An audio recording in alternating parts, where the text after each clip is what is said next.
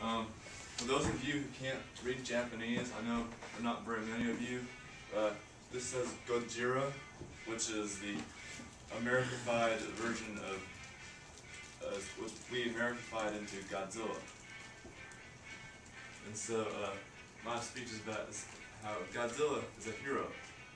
When you, I know some of you might be thinking, what I'm thinking, like, he's not a hero. Because Godzilla looks like this. This is a hero. He goes around blowing up buildings. You get an atomic ray shoots out of his mouth. But what you might not catch is that he's no different in these heroes. Because the way the heroes start out is he follows the hero's journey. Because first he has a normal life as a dinosaur on a Pacific island, until that somehow escaped the extinction. But suddenly, America drops an atomic bomb and mutates him into Godzilla,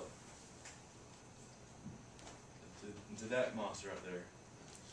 Yes, which means, guess who created Godzilla? Yeah. And so, so this sort of this sudden change into Godzilla is what's known as the call to adventure. Every hero is unexpectedly forced to go on some journey to, and he doesn't schedule it. He doesn't decide to do it. It just happens. He has to do it no matter what. And first he'll refuse. He doesn't want to be a hero. That's what we see. That's why Godzilla goes and destroys the buildings, because he doesn't want to be a hero. But then, you see, a monster like this is Gigan, will come and try to destroy Tokyo. And Godzilla will have to fight this monster. And he'll kill the monster and end up saving Japan. And so then he's a hero for that. And these little challenges are what's known as the gate of the labyrinth. These little challenges along the way. And some of these challenges might be a little bit harder for him at first, but that's why he has friends like Anguirus, Mothra, Mogira, and Rodan, and the Jet Jaguar. Because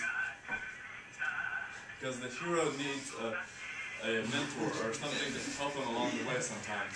This is what's known as the, it's the Jet Jaguar song. It's shaking hands with the Jet Jaguar.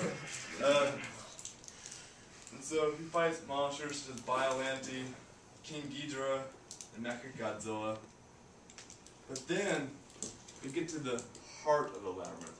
Now there's one monster that's always the impossible challenge.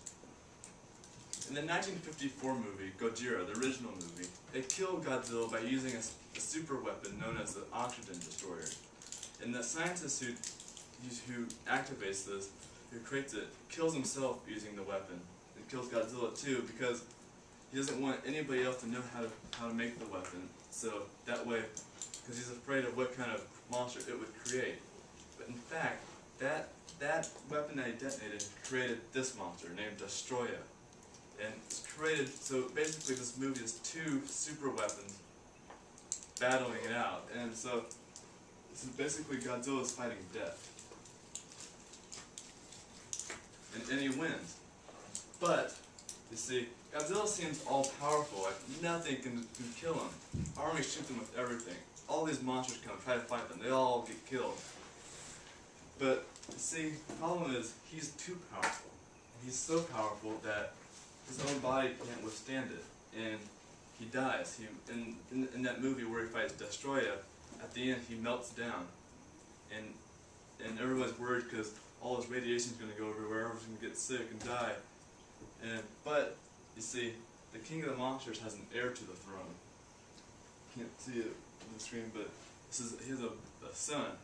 In one movie, they discover an egg on an island, and it appears to be a child of his species, and Godzilla takes it. You don't know if he's related, but he takes it in as a son, and he raises it. And at the end of that movie, this Godzilla Jr. was fatally injured by the monster Destroya, and when Godzilla melted down, the radiation went everywhere, and it sort of healed Junior's injuries, and he was healthy. So, sort of like the sacrifice to keep his family going, and that's what makes him heroic. Because at the last step of the hero's journey is called the wood between the worlds, when the hero must die, but part of his legacy continues, and that's it. And the director of the original Godzilla movie, Gojira, he had a quote, said that monsters are tragic beings. They're not evil by choice. They're born too tall, too big, too strong, and that's their tragedy, because the world has no place for a creature with that kind of power. It's sort of a tragic hero story.